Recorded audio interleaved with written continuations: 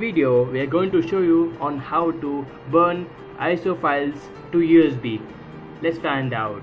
The items required for this process are a USB/pen drive, Rufus, Windows operating system, and ISOs or an .img file to burn, and definitely common sense. So open our browser, then search on Google Rufus, RUFUS. Then click the top post link. Let's wait for our browser to load. Okay. Then scroll down to the down section, click the Rufus link, then save it onto your desktop or wherever you want.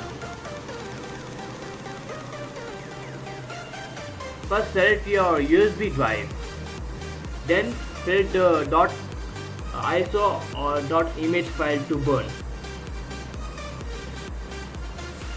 Note that all the files in your USB would be deleted. So back up your data if you want to.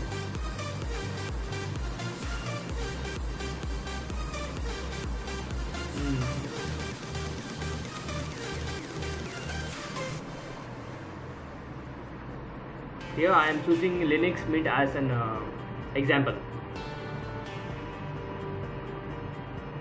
and then click onto the start button.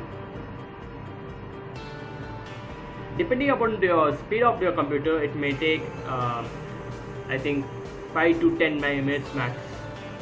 That's dependent on your size of the image file you are going to burn.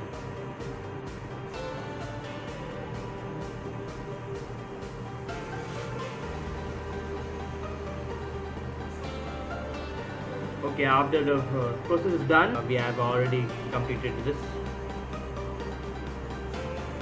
So just check the USB whether all the files have been burned to the USB or not. Let's open our file explorer, then go to our USB. As you can see that all the files has been copied and the bootloader has been successfully burned, installed onto the USB file drive. Don't forget to like, share and subscribe to our channel.